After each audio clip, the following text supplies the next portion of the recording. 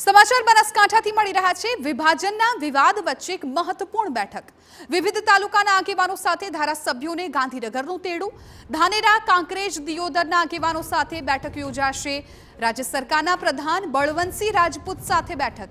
વાવ થરાદ જિલ્લાની રચના બાદથી કાંકરેજ, દિયોદર અને ધાનેરામાં રોષ છે। વિભાજનના સતત 7મા દિવસે પણ લોકોમાં આક્રોશ વચ્ચે ગાંધીનગરથી તેડું આવતા હાલ ચર્ચાઓએ જોર પકડ્યું છે। ઉલ્લેખનીય છે કે બળવંતસિંહ રાજપૂત બનાસકાંઠા જિલ્લાના પ્રભારી છે। યોજાનાર બેઠકમાં કાંકરેજના કોંગ્રેસના ધારાસભ્ય અમૃતજી ઠાકોર, દિયોદરના ભાજપના ધારાસભ્ય કેશાજી ચૌહાણ અને ધાનેરાના અપક્ષ ધારાસભ્ય માવજી દેસાઈ સહિત ભાજપ કોંગ્રેસના અગ્રણીઓ હાજર રહેવાની શક્યતાઓ છે।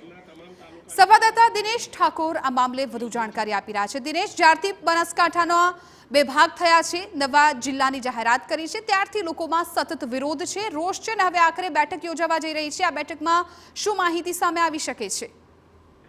જણાવી દઈશ કે બનાસકાંઠાનું વિભાજન કરીને વાવ થરાદ જિલ્લાની રચના કરવામાં આવી છે, ત્યારે દિયોદર, કાંકરેજ અને ધાનેરા તાલુકાનો વિરોધ સામે આવી રહ્યો છે। તેમની માંગ છે બનાસકાંઠામાં સમાવેશ રાખવામાં આવે, નહીં તો પછી દિયોદરની એવી પણ માંગ છે કે ઓગળ જિલ્લો બનાવીને દિયોદરને વડુ મથક બનાવવામાં તેને લઈને સતત 7 દિવસથી આંદોલનો ચાલી રહ્યા છે। બજારો બંધ રહી છે, વેપારી વર્ગ અને રાજકીય ભાજપ કોંગ્રેસના નેતાઓ સતત વિરોધ કરી રહ્યા છે વિભાજનનો। તેના વચ્ચે આજે ત્રણેય તાલુકાનો પછી કાંગ્રેસના કોંકરેજના ધારાસભ્ય કોંગ્રેસના અમૃતજી ઠાકોર હોય, દિયોદરના ધારાસભ્ય કેશાજી ચૌહાણ હોય કે અપક્ષના ધારાસભ્ય। બિલકુલ દિનેશ, આભાર આપનો। આ વચ્ચે એક મહત્વપૂર્ણ અત્યારે જાણકારી મળી રહી છે, સીધા જ આપને